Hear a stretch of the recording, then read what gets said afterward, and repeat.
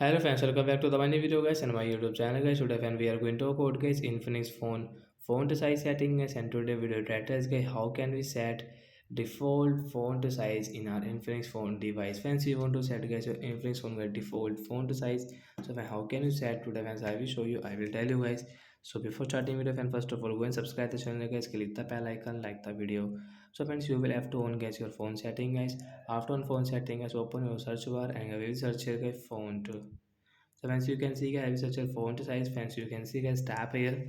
So friends, you can set from here. So friends, you can see there are three size guys: large size and default and small size. So if we want the default size, so we will click on the font defaults font size, and friends come back. Friends, you can see font size will be default. So like that guys, you can set guys your infinix font size. So bye guys, thanks for watching the video guys. I hope friends you understood how to set default font size in our infinix phone device. So bye guys.